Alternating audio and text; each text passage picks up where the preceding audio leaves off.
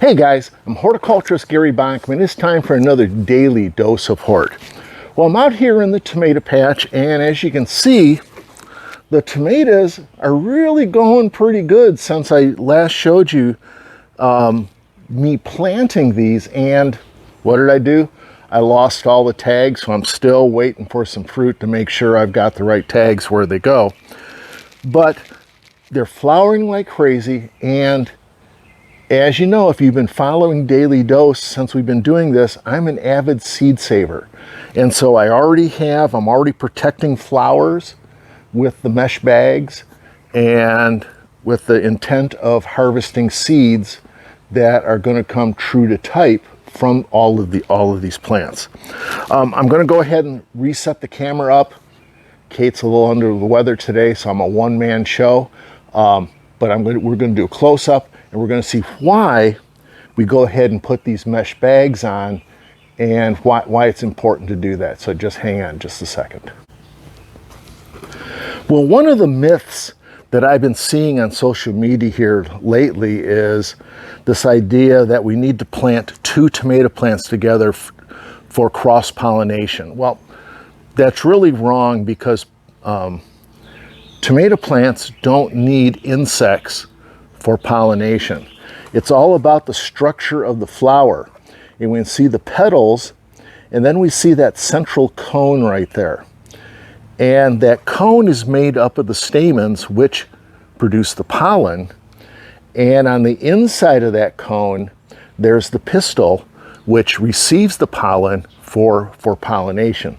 So really, tomatoes, all they need is a little bit of wind to just jiggle that flower a little bit. The pollen falls off onto the pistil and does the pollination. But what we want to do is we just want to make sure that we don't get any cross-pollination, because insects will visit these flowers.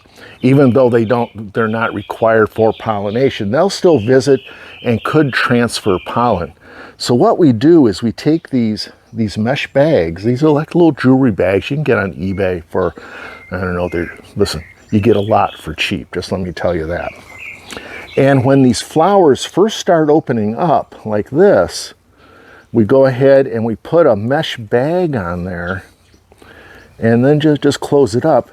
And what that does, that protects the flower from any accidental pollination. And then once we get, and I'm just looking out here, I've been putting bags out for about a week now, and I don't see any little tomatoes forming. But once you see the little tomatoes that are forming in the bag, you know pollination has occurred, and then you can remove the bag because there's no chance of cross-pollination.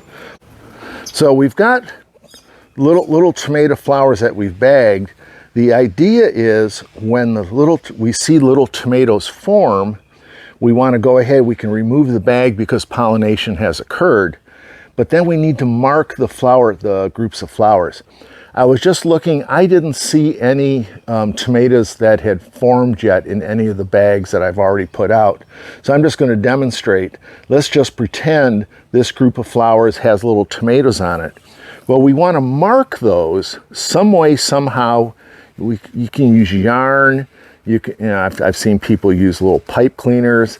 I like using this really fluorescent flagging tape, because what that does then, it tells you that those were little tomatoes that you protected from cross-pollination, and you want to save those seeds. So you mark it, so then when they ripen, they don't get put into a tomato sandwich and you eat next year's seed. So really, seed saving as far as tomatoes go is pretty easy, using the little mesh bags like that to protect those seeds from cross-pollination.